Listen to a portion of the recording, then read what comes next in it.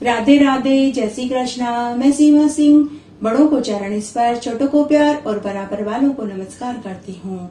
आज हम सावन मास का 9वां अध्याय सुनेंगे। अब तक हमने 8 अध्याय सुने हैं। आशा करती हूँ आपको सभी अध्याय अच्छे लग रहे होंगे। आइए सबसे पहले हम देख लेते हैं कि सावन मास के इस अध्याय में हम कौन सी कथा का श्रवण करेंगे। सावन मास के इस अध्याय में हम सावन मास के शुक्रवार के व्रत की विधि को जानेंगे।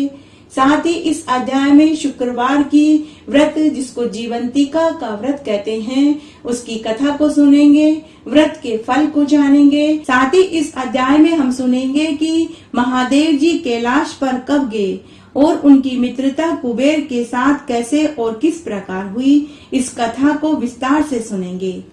अंत में इस अध्याय में हम देवों के देव महादेव जी की आरती सुनेंगे। आइए सबसे पहले हम सावन मास का 9वां अध्याय सुनते हैं। भगवान महादेव ने सनत कुमार से कहा कि हे सनत कुमार, अब मैं तुम्हें सावन मास के शुक्रवार की व्रत की कथा को कहता हूँ, तुम ध्यान से सुनो। जिसके सुनने मात्र से मनुष्य सभी दुखों से मुक्त हो जाता है।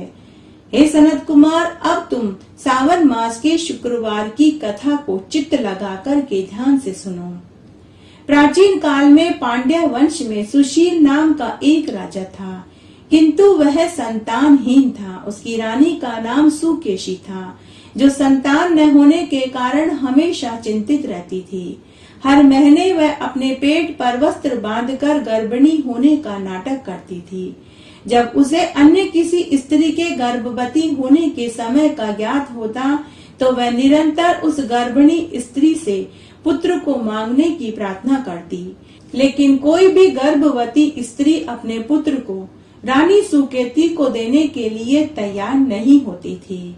इस तरह अनेक बरस बीत गए। तब एक बार रानी को पता चला कि उनके राजपुरोहित की स्त्री गर्भवती है। तब रानी के महल में दाई का काम करने वाली महिला को रानी ने धन का लालच देकर पुरोहित के नवजात शिशु को लाकर देने के लिए सहमत कर लिया। दाई को धन का लालच आ गया। इधर रानी गर्भिणी होने का नाटक करने लगी।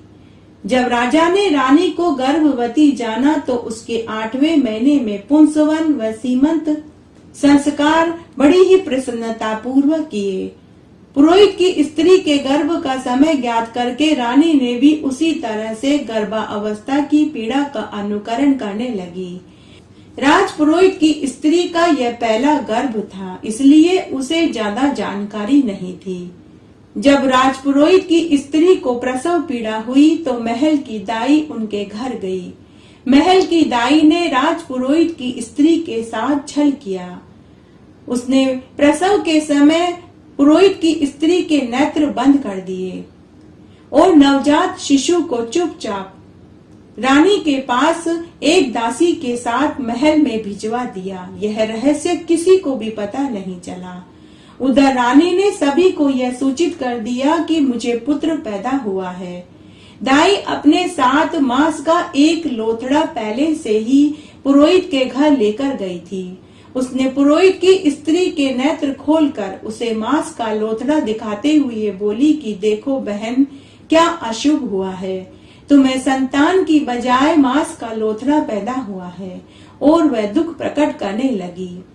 राजपुरोहित की स्त्री ने जब ये देखा तो वह रोने लगी। तब दाई ने कहा कि चलो कोई बात नहीं, कम से कम भगवान की कृपा से तुम्हारे प्राण तो बच गए। दाई ने राजपुरोहित की स्त्री से कहा कि अब तुम अपने पति से कहकर इसकी शांति करवा देना। पुरोहित की स्त्री आश्चर्य में पड़ गई। उसे दाई की बात पर यकीन नहीं हुआ। उसे लग रहा था कि उसके साथ छल हुआ है। उसके बाद भगवान महादेव ने सनत कुमार से कहा कि पुत्र जन्म का समाचार जानकर राजा ने बालक का जातकर्म संस्कार करवाया और ब्राह्मणों को हाथी, घोड़े, ऊंट, वस्त्र आदि खूब सारी चीजें दान में दी। कैदियों को बंधन से मुक्त कर दिया। सूतक के बाद उसका नामकरण करके उसका नाम प्रियव्रत रखा गया। उधर सावन मास में पुरोहित की स्त्री ने शुक्रवार को जीवंतिका माता का श्रद्धा पूर्वक पूजन किया और व्रत किया। दीवार पर जीवंतिका का चित्र बनाकर पुष्प माला चढ़ाकर धूप दीप नैवेद्य आदि चढ़ाए। गेहूं के आटे के दीपक में घी डालकर चौमुखा दीपक जलाया।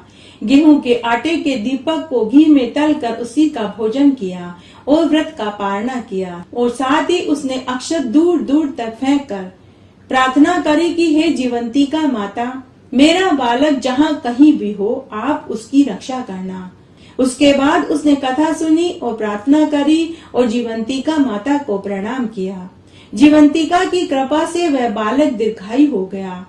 वह माता जीवंतिका दिन रात उस बालक की रक्षा करने लगी। इस तरह समय व्यतीत होने लगा। कालांतर में उस राजा का देवलोक गमन हो गया। प्रियव्रत ने राजा की अंतिम क्रिया संपन्न करवाई। उसके पश्चात राजपुरोहित तथा मंत्रियों ने प्रियव्रत को राज सिंहासन पर बैठा दिया। प्रियव्रत ने कुछ समय तक राजकार्य किया, फिर वृद्ध मंत्रियों को राज्यभार सौंपकर पितृ ऋण से मुक्ति पाने के लिए गया जी की ओर प्रस्थान कर गया। इस समय उसने अपना वेश एक साधु का बना रखा था। चलते चलते मार्ग में जब रात्रि हो गई तो उसने एक गृहस्थ के यहाँ विश्राम करने का निश्चय किया। उस दिन उस गृहस्थ की स्त्री को पुत्र पैदा हुआ। इससे पहले उसकी पत्नी को 5 पुत्र पैदा हुए थे, लेकिन 5वें दिन षष्ठी देवी आकर उन्हें मार जाती थी। आज उस पुत्र को पैदा हुए 5 दिन हो गए थे और उस गृहस्थ का यह 6ठा पुत्र था। राजा ने उस गृहस्थ के यहाँ रात्रि विश्राम किया।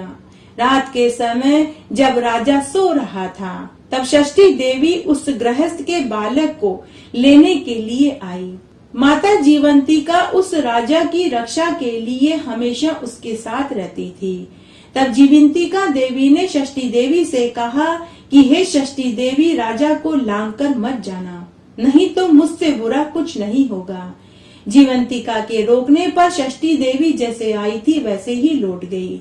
प्रातः काल गृहस्थ ने जब अपने 6ठे बालक को जीवित पाया तो उसने राजा को बालक का जीवन दाता समझकर राजा से प्रार्थना करी कि हे महाराज, आपकी वजह से मेरा पुत्र जीवित है।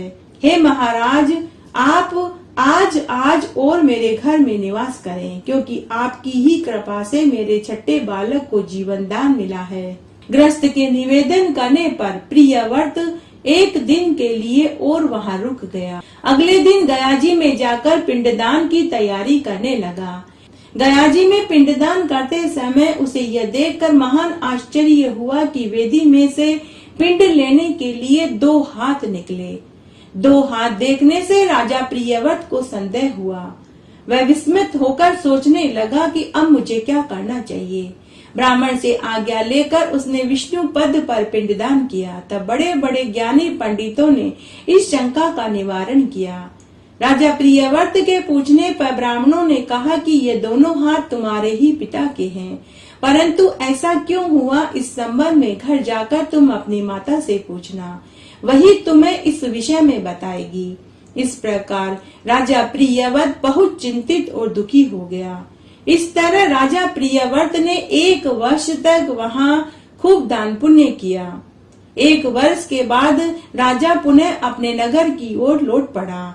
चलते चलते राजा उसी गृहस्थ के घर रात्रि में विश्राम करने के लिए रुक गया। संयोगवश उस दिन भी उस गृहस्थ के 7वें शिशु के जन्म का 5वां दिन था। उस स्त्री ने बालक को जन्म दिया था। अर्धरात्रि के समय षष्ठी देवी पुनः उस बालक को लेने आई तो जीवंतिका देवी ने उसे पुनः रोक दिया। इस पर षष्ठी देवी ने कहा कि हे जीवंतिका देवी, इसकी माँ ने ऐसा कौन सा नियम और व्रत किया जो तुम सदैव इस राजकुमार की रक्षा करती हो। उस समय राजकुमार प्रियव्रत को नींद नहीं आ रही थी। राजा प्रियव्रत सोने का बहाना बनाकर षष्ठी देवी और जीवंतिका देवी की बातें सुन रहा था। जीवंतिका देवी ने कहा कि इसकी माता सावन मास में मेरा व्रत और पूजन पूरे विधि विधान से करती है। वे नियम मैं तुम्हें बताती हूँ। इसकी माता सावन मास में हरे रंग का कोई भी वस्त्र, यहाँ तक कि हरे रंग की चूड़ियाँ नहीं पहनती। हरी शाक सब्जी नहीं खाती, चावल का धोना नहीं लांघती, हरे पत्तों के नीचे से नहीं गुजरती। यह सब कुछ वह मेरी प्रसन्नता के लिए करती है, अतः मैं उसकी और उसके पुत्र की रक्षा करती हूँ। राजकुमार प्रियव्रत ने यह सारी बातें सुन ली और प्रातःकाल होते ही वह अपने नगर को चल पड़ा। नगर के समीप आने पर सारे नगरवासी अपने राजकुमार के स्वागत के लिए पहुंच गए। राजा ने महल में जाकर अपनी माता से पूछा कि हे माता, आप जीवंतिका का व्रत करती हो या नहीं? यदि करती हो तो इस व्रत का क्या विधान है? तो राजमाता सुकेशी ने अपने पुत्र राजकुमार प्रियव्रत से कहा कि पुत्र, मैं जीवंतिका के व्रत के विषय में कुछ नहीं जानती। उसके बाद राजा ने गयाजी के श्राद्ध यात्रा का संपूर्ण फल पाने के लिए ब्राह्मणों और सुहागिनों स्त्रियों को भोजन के लिए आमंत्रण भेजा। सुहागिनों के लिए हरे वस्त्र और हरी चूड़ियां भेजी और यह कहलवा दिया कि सभी यही वस्त्र पहन करके महल में आए। जब राजपुरोहित की स्त्री के पास राज सेवक पहुँचे तो राजपुरोहित की स्त्री ने राज सेवकों से कहा कि मैं सावन मास में हरे रंग की कोई भी वस्तु ग्रहण नहीं करती। राज सेवकों ने राजपुरोहित की स्त्री वाली बात आकर राजा प्रियव्रत को बता दिया। तो राजा ने राजपुरोहित की स्त्री के लिए लाल रंग के वस्त्र और लाल रंग की चूड़ियां भिजवाई। पुरोहित की स्त्री लाल रंग की साड़ी और लाल रंग की चूड़ियां पहन कर के महल में आई तो उसने राजगृह के पूर्व द्वार पर चावल का धोना पड़ा हुआ देखा और हरे पत्तों का मंडप देखा। तो वह राजपुरोहित की स्त्री दूसरे द्वार से महल में आई। राजकुमार प्रियव्रत ने जब उससे इन बातों का कारण जानना चाहा तो उसने उत्तर दिया कि मैं सावन मास में शुक्रवार को जीवंतिका माता का व्रत और पूजन करती हूँ। उसी समय पुरोहित की स्त्री के स्तन से दूध की धारा फूट पड़ी और वह राजकुमार प्रियव्रत के मुंह पर जाकर लगी। अब गयाजी के दो हाथों के निकलने और मार्ग में गृहस्थ के घर षष्ठी देवी और जीवंतिका के संवाद व स्त्री के स्तनों से दूध की धारा फूट पड़ने से राजकुमार प्रियव्रत को पूरा निश्चय हो गया कि यही मेरी माता है। यह सब कुछ जानकर राजा प्रियव्रत राजमाता सुकेशी के पास गया और बड़ी ही विनम्रता से हाथ जोड़कर पूछने लगा कि हे माता, आप निर्भीकता पूर्वक मेरे जन्म का ठीक ठीक वृत्तांत बताइए। तब राजमाता सुकेशिनी ने राजा प्रियव्रत के जन्म की पूरी सच्चाई बता दी। सच्चाई जानने के बाद राजकुमार प्रियव्रत अपने जन्म के माता पिता को महल में लेकर के आया और उन्हें पूर्ण सम्मान दिया और उन्हें धन संपन्न से युक्त कर दिया। उन्हें राजमाता और राजपिता का दर्जा दिया। फिर एक रात्रि के समय राजकुमार प्रियव्रत ने जीवंतिका देवी से प्रार्थना करी कि हे देवी, जब मेरे जन्मदाता पुरोहित हैं, तो गयाजी में वेदी में से 2 हाथ क्यों निकले? जीवंतिका देवी ने स्वप्न में ही राजकुमार प्रियव्रत से कहा कि हे पुत्र, इसमें संदेह मत करो, तुम्हें विश्वास दिलाने के लिए ही यह सब कुछ मैंने किया था। उसके बाद भगवान महादेव ने सनत कुमार से कहा कि हे सनत कुमार, ये मैंने तुम्हें सावन मास के शुक्रवार का महात्म्य सुनाया, जिसको सुनने मात्र से मनुष्य की सभी मनोकामनाएं पूरी हो जाती है। तब सभी ऋषि मुनि सूत जी से पूछने लगे कि हे सूत जी महाराज, भगवान महादेव कैलाश पर कब गए और उनकी मित्रता कुबेर से कब हुई? कृपया करके यह सारा चरित्र हमें सुनाइए, हमारी सुनने की इच्छा है। तब सूत जी ऋषि मुनियों से बोले कि हे ऋषि मुनियों, तुमने सावन मास में बहुत अच्छा प्रश्न किया है। आज मैं तुम्हें उस पवित्र कथा को सुनाता हूँ, तुम ध्यान से चित्त लगा करके सुनो। एक बार काम्पिल्य नगरी में एक यज्ञदत्त नाम का ब्राह्मण रहता था। वह यज्ञ विद्या में पारंगत था। उसके गुण निधि नाम का एक पुत्र था जिसकी आयु 8 वर्ष की थी। उसका यज्ञोपवीत हो चुका था। उसने बहुत सी विद्याएं सीखी थी, परंतु पिता से छिपकर वह जुआरी हो चुका था। गाने बजाने वाले लोगों के साथ रहता था। ब्राह्मणों के आचार त्याग, संध्या वंदन आदि से रहित ब्राह्मणों की निंदा करता था। पाखंडियों के साथ रहता था। माता के कहने पर भी वह पिता के पास नहीं जाता था। पिता तो घर के कार्यों और दीक्षा आदि में संलग्न रहता था। जब घर आकर ब्राह्मण अपनी पत्नी से पूछता कि इस समय गुण निधि कहाँ गया, तो माता अपने पुत्र के दोषों को छिपाते हुए बोलती कि वह स्नान करने और देवताओं का पूजन करने के लिए गया है। इस तरह ब्राह्मणी अपने पति से झूठ बोलने लगी। जब उनका पुत्र विवाह लायक हो गया तो ब्राह्मण ब्राह्मणी ने एक सुसंस्कृत लड़की से उसका विवाह करा दिया। अब माता नित्य अपने पुत्र को समझाती कि हे पुत्र, तुम्हारे पिता बड़े ही धर्मात्मा महात्मा परंतु साथ ही बड़े ही क्रोधी स्वभाव के हैं। तुम अपनी बुरी आदतों को छोड़ दो, अन्यथा जब वह तुम्हारे चरित्र को जानेंगे तो तुम्हें और मुझे बहुत डांटेंगे। हो न हो वे हमें अपनी जिंदगी से बाहर कर दें। हे पुत्र, तुम इन चीजों को त्याग दो। परंतु माता के समझाने का उस पर कोई प्रभाव नहीं पड़ा। एक दिन उसने घर में रखी हुई अपने पिता की सोने की अंगूठी को चुरा लिया और एक जुआरी को दे दिया। देव योग से ब्राह्मण ने उस अंगूठी को एक जुआरी के हाथ में देख लिया। तब ब्राह्मण ने उससे कहा कि तुमने मेरी अंगूठी चुराई है। तो जुआरी ने कहा कि मैंने तुम्हारी अंगूठी चोरी नहीं करी, किंतु तुम्हारे पुत्र ने ही लाकर मुझे ये अंगूठी दी है, बदले में नशे का सामान लिया है। तब जुआरी ने ब्राह्मण से कहा कि हे ब्राह्मण देव, बड़े ही आश्चर्य की बात है, तुम जैसा पंडित अपने पुत्र को क्यों नहीं अच्छी शिक्षा दे पाया। यह सुनकर शर्म के मारे ब्राह्मण का सिर झुक गया। तब वह उसी क्षण घर आया। घर आकर उसने अपनी पत्नी से पूछा कि अरे धूर्त पत्नी, भला यह तो बता कि हमारा पुत्र कहाँ है। हे मूर्ख नारी, वह कहाँ भी हो, लेकिन मेरी सोने की अंगूठी कहाँ है, जिसे उपटन करते समय मैंने घर में ही रखी थी। तब ब्राह्मणी झूठ बोलते हुए बोली कि मैंने ही उसे कहीं रख दी है, अभी मुझे याद नहीं आ रहा है, क्योंकि दोपहर का समय है, इस समय स्नान कर रही हूँ और अतिथियों के आने का समय हो रहा है, मुझे भोजन भी तैयार करना है। तब ब्राह्मण ने अपनी पत्नी को डांटते हुए कहा कि सत्य है, हे असत्य पुत्र को उत्पन्न करने वाली, तू बड़ी ही सत्यवादिनी है।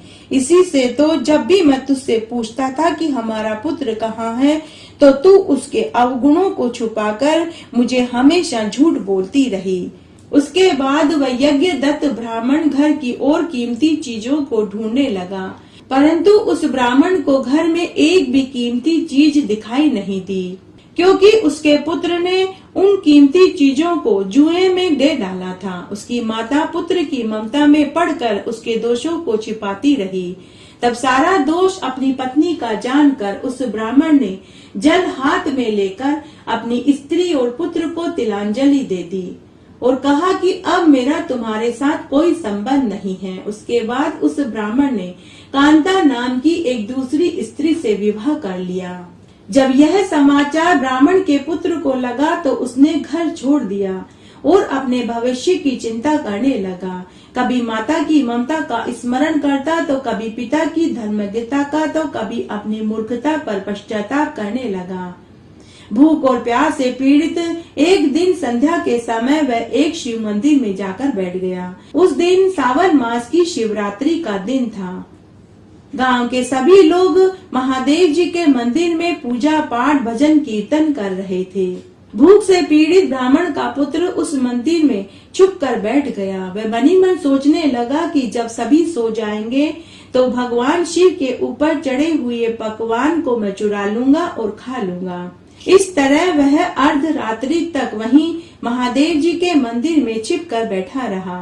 अर्धरात्रि के बाद वहां बैठे सभी भक्तों को जब नींद आने लगी तो वह ब्राह्मण का पुत्र धीरे से उठा और मंदिर में से भगवान शिव के ऊपर चढ़े हुए भोग को उठाकर भागने लगा, किंतु उसके पैरों की आवाज सुनकर सभी लोग जाग गए और चिल्लाने लगे कि देखो देखो, कोई चोर सामान चुरा कर के भाग रहा है। तब लोगों ने उसे पकड़कर के खूब मारा। अभी उसने नैवेद्य खाया भी नहीं था, तभी उसकी मृत्यु हो गई। तभी यम के दूत उसे लेने के लिए आ गए, परंतु जैसे ही यमदूत उन्हें ले जाने लगे तभी एक दिव्य विमान में भगवान महादेव के पार्षद भी आ गए। भगवान महादेव के पार्षद यमदूतों से बोले कि हे यमदूतों, इस धर्मात्मा ब्राह्मण को छोड़ दो, क्योंकि यह नरक का नहीं शिवलोक का अधिकारी है। तब यमदूतों ने शिवजी के पार्षदों को कहा कि नहीं, आप नहीं जानते, यह बड़ा ही पापी है। इसने अपने जीवन में कभी कोई शुभ कर्म नहीं किया। यह हमेशा अपने माता पिता से झूठ बोलता रहा और आज इसने शिवजी का निर्माल्य भी चुराया है। शिव निर्माल्य के भक्षक और उल्लंघन करने वालों को तो छूने से भी पाप लगता है, परंतु धर्म में जैसी जानकारी आप सबको है वैसी हम सबको नहीं है। यदि इसमें कुछ धर्म का लेश हो तो हमें बताइए। तब शिवजी के पार्षदों ने यमदूतों से कहा कि हे यमदूतों, इस यज्ञदत्त के पुत्र ने अपने जीवन में बहुत से पाप करे, परंतु मरने से पहले एक रात्रि इसने पूरा दिन शिव मंदिर में बिताया। इसने शिव मंदिर में शिव की पूजा होते हुए देखी और शिव मंत्रों के जाप और भजनों को सुना। इसने लिंग के सिर पर गिरते हुई दीपक की छाया को इसने निवारण किया। रात्रि में इसने अपने वस्त्र फाड़कर दीपक में बत्ती लगाई। इसने सावन मास में शिव पुराण का महात्म्य सुना। ऐसे ही इसने अनेक कार्य मरने से एक रात्रि पहले किए। उस रात्रि को पूरे दिन भूखा प्यासा रहा और शिवजी की पूजा देखता रहा और इसने शिवजी के दर्शन किए। स्थिर चित्त से यह भगवान महादेव के द्वार पर बैठा रहा। इस कारण इसके जीवन भर के समस्त पाप धुल गए हैं और यह शिवलोक का अधिकारी हो गया है। कुछ दिनों तक यह शिवलोक में रहेगा, उसके बाद यह कलिंग देश का राजा बनेगा, क्योंकि यह ब्राह्मण निश्चय ही शिव का प्रिय बन गया है। शिव जी के पार्षदों ने यमदूतों से कहा कि हे यमदूतों, अब तुम लोग पुनः अपने लोक को जाओ। उसके बाद यम के दूत पुनः अपने लोक को चले गए। उसके बाद वह ब्राह्मण पुत्र अनेक वर्षों तक शिवलोक में आनंद सुख भोगता रहा और उसके बाद वह कलिंग देश का राजा बना। वहां उसका नाम अरविंदम पड़ा। उसने अपने राज्य में शिव भक्ति का खूब प्रचार प्रसार किया और वह शिव मंदिर में रत्नों के दीपक जलाने लगा, जिससे वह अलकापति हुआ। शिव जी की थोड़ी भी सेवा बहुत पुण्य फल देती है। सूत जी कहते हैं कि यज्ञ दत्त के पुत्र गुण निधि का यह चरित्र जो कोई भी सावन मास में सुनेगा, उसकी सभी मनोकामनाएं पूरी हो जाएगी। ब्रह्मा जी के मानस पुत्र पुलस्त्य से विश्रवा का जन्म हुआ, जिसके एक वैश्वर्ण नाम का पुत्र हुआ, जिसने अलकापुरी को भोगा और उग्र तपस्या करके महादेव जी को प्रसन्न कर लिया। उसने उग्र तपस्या करके महादेव जी की आराधना करी। उस समय मेघ वाहन कल्प प्रारंभ हुआ था। तब अलकापुरी अर्धश्वर के उग्र तप को देखकर शंकर भगवान प्रकट हो गए और उसे साक्षात दर्शन देने आए। तब उसने कहा कि हे महादेव जी, आपके अपरिमित तेज से मेरे नेत्र बंद हो गए हैं, अतः अपने चरण कमलों के दर्शन की सामर्थ्य मेरे नेत्रों को दीजिए। हे मनुष्यकर, आपको नमस्कार है। वह यज्ञ दत्त का वही पुत्र था जो कि शिव जी की सेवा में अलकापुरी में जाकर राजा हुआ था, परंतु जब उसने शिव जी के साथ पार्वती जी को देखा तो उनके प्रति उसने क्रूर दृष्टि की। इससे उसका बायां नेत्र फूट गया। शिव जी ने पार्वती जी से कहा कि यह तुम्हारा पुत्र है, मैं क्रूर दृष्टि से नहीं देखता है, किंतु तुम्हारी तपस्या की प्रशंसा करता है, अतः मैं इसे निधियों का स्वामी बनाता हूँ। यह गुहकों का ईश्वर होगा। ऐसा कहकर शिव जी ने उसे धनपति बना दिया और पुनः उमा से मिलाकर यह कह दिया कि आओ, यह तुम्हारी माता है, इनके चरणों में प्रणाम करो। तब जगदम्बा पार्वती जी प्रसन्न हो यज्ञदत्त के उस पुत्र से बोली कि हे वत्स, तुम्हारी शिवजी से सर्वदा निर्मल भक्ति रहेगी, परंतु तुमने जो अपने बाएं नेत्र से तिरछे होकर मुझे देखा है, इससे तुम्हारा बायां नेत्र नहीं रहेगा, किंतु देव देव ने तुमको वर दिया है, उसके अनुसार तुम कुबेर पति बने रहोगे। फिर तो महादेव जी ने उसे वैश्वेश्वर नामक स्थान में कुबेर बनाकर प्रवेश करा दिया और स्वयं उसकी अलकापुरी नामक महानगरी के समीप में ही अपना कैलाश नामक स्थान नियत कर दिया। इस तरह भगवान महादेव कैलाश पर निवास करने लगे और कुबेर से उनकी मित्रता हो गई। सावन मास के महात्म्य और कथा कहानियों को सुनने के बाद में देवों के देव महादेव जी की आरती जरूर सुननी चाहिए, तभी सावन मास के महात्म्य और कथा कहानियों को सुनने का फल मिलता है। आइए अब हम महादेव जी की आरती सुनते हैं। ओम जय शिव ओंकारा, समहर शिव ओंकारा, ब्रह्मा विष्णु सदा शिव अर्धांगीधारा। ओम हर हर हर महादेव, एकानन चतुरानन पंचानन राजे, शिव पंचानन राजे। हंसासन गरुड़ासन शिवाहन साजे। ओम हर हर हर महादेव, दो भुज चार चतुर्भुज दस भुज के सोवे, शिव दस भुज अति सोवे। तीनों रूप निरखता त्रिभुवन जन मोहे। ओम हर हर हर महादेव, अश्वमाला वनमाला मुंडमाला धारी, शिव मुंडमाला धारी। त्रिपुरारी रनुरारी कर कमलाधारी। ओम हर हर हर महादेव, श्वेतांबर पीतांबर बादांबर अंगे, शिव बादांबर अंगे। सनकादिक गरुड़ादिक भूतादिक सांगे। ओम हर हर हर महादेव, करके मध्य कमंडल चक्र त्रिशूल धरता, शिव चक्र त्रिशूल धरता। सुख करता दुख हरता, जग पालन करता। ओम हर हर हर महादेव, 64 योगिनी गावत नृत करत भेरू, शिव नृत करत भेरू। बाजत ताल मृदंगा अर बाजत डमरू। ओम हर हर हर महादेव, काशी में विश्वनाथ विराजे, नंदो ब्रह्मचारी, शिव नंदो ब्रह्मचारी। नितुट दर्शन पाऊं, नितुट भोग लगाऊं, महिमा अति भारी। ओम हर हर हर महादेव, लक्ष्मी वर सावित्री पार्वती संगे, शिव पार्वती संगे। अर्धांगी गायत्री सिर सोहे गांगे। ओम हर हर हर महादेव, ब्रह्मा विष्णु सदा शिव जानत अविवेका, शिव जानत अविवेका। प्रणवाघर में शोभित ये तीनों एका। ओम हर हर हर महादेव, त्रिगुण स्वामी जी की आरती जो कोई जन गावे, शिव जो कोई जन गावे। कहत शिवानंद स्वामी मन वांछित फल पावे। ओम हर हर हर महादेव, जय महादेव जी की जय, जय हो गोरा पार्वती की जय, जय हो कार्तिकेय भगवान की जय, जय हो गणेश जी भगवान की जय। इस तरह आज हमने सावन मास का 9वां अध्याय सुना। आशा करती हूँ यह आपको जरूर पसंद आएगा। मेरे साथ बने रहने के लिए आपका धन्यवाद। आगे आने वाली कथा कहानियों के लिए भी आप इसी तरह मेरे साथ बने रहें। धन्यवाद।